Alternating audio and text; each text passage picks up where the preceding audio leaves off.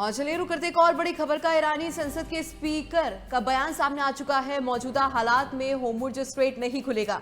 Iran की तरफ से यह बयान जारी किया गया। सीज फायर के उल्लंघन के बीच होर्मुज खोलना संभव नहीं है। अमेरिकी नाकेबंदी हमारे बंदरगाहों को निशाना बना रही है और इसके अलावा कहा गया कि नाकाबंदी वैश्विक अर्थव्यवस्था को बंधक बनाने जैसा है। पूर्ण सीज फायर तभी संभव जब नाकेबंदी खत्म हो। ईरानी संसद के स्पीकर मोहम्मद बाकेर गालिबाफ का बयान ये सामने आ चुका है और ऐसे में होर्मुज स्ट्रेट को खोलना संभव नहीं है। सीज फायर के बीच सीज फायर का ये उल्लंघन माना जाएगा। तो अमेरिकी नाकेबंदी हमारे बंदरगाहों को निशाना बना रही है। तो इस तरह के आरोप ईरान की तरफ से अब अमेरिका पर लगाए जा रहे हैं। तो पूर्ण सीज फायर तभी संभव होगा जब नाकेबंदी खत्म होगी। यानी कि अपनी बात, अपना पक्ष जो है ईरान रखता हुआ नजर आ रहा है। तो वहीं दूसरी तरफ अमेरिका की तरफ से नाकाबंदी लगातार जारी है और साथ ही साथ अब देखना होगा कि आखिरकार ये जो महायुद्ध है कौन सा नया मोड़ लेता है। क्या नाकाबंदी हटा दी जाएगी या फिर नहीं, क्योंकि ईरान की तरफ से अपना पक्ष रखा जा चुका है। अर्थव्यवस्था पर भी कहीं ना कहीं इसका असर पड़ता हुआ नजर आ रहा है और पूर्ण सीज फायर के बीच जो है इस तरह का बयान ईरान की तरफ से सामने आया है। तो होर्मुज खोलना संभव नहीं है सीज फायर के उल्लंघन के बीच। अमेरिकी नाकेबंदी हमारे बंदरगाहों को निशाना बना रही है।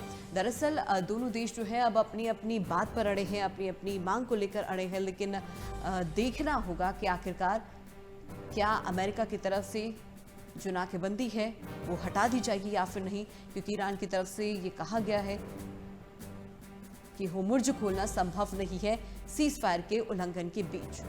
तो सीज फायर की समय सीमा अमेरिका की तरफ से बढ़ा दी गई है। इसके पीछे ईरान की तरफ से षड्यंत्र करार दिया गया। कहा गया कि अमेरिका की ये चाल है, कोई स्ट्रैटेजी अमेरिका की तरफ से बनाई जा रही है। लेकिन अमेरिका की तरफ से अभी तक नाकेबंदी को हटाया नहीं गया और इस बीच ईरान का कहना है कि स्टेट ऑफ होर्मुज खोलना अभी संभव नहीं है, क्योंकि अमेरिका की तरफ से निशाना बनाया जा रहा है। पूर्ण सीज फायर तभी संभव। और एक और बड़ी खबर से आपको रूबरू कराते हैं। शांति वार्ता पर ईरानी राष्ट्रपति का बयान सामने आ चुका है। ईरान ने हमेशा बातचीत समझौते का स्वागत किया है। अमेरिका की धमकियां बातचीत में रुकावट बन रही है। ईरान का ये बयान, हम अमेरिका पर भरोसा नहीं कर सकते हैं। देखिए, तनावपूर्ण स्थिति इस समय अभी भी लगातार बनी हुई है और दूसरे दौर की बातचीत को लेकर ये बयान सामने आ चुका है ईरान की तरफ से।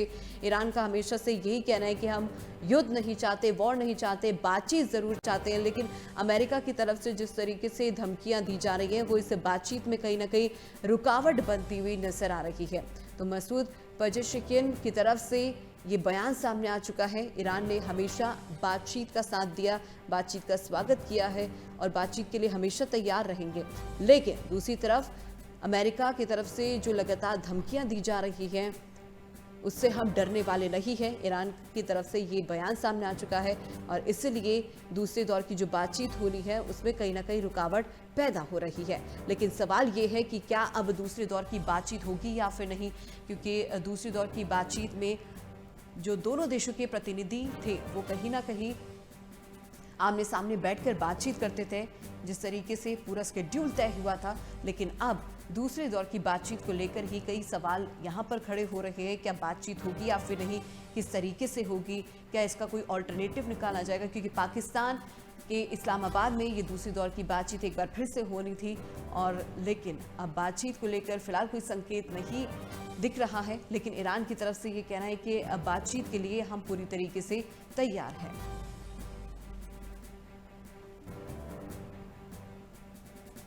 तो ईरान ने हमेशा बातचीत का स्वागत किया, समझौते का स्वागत किया है। हम अमेरिका पर भरोसा नहीं कर सकते, ये बयान ईरान की तरफ से सामने आ चुका है। देखिए, तनावपूर्ण स्थिति इस समय लगातार बनी हुई है।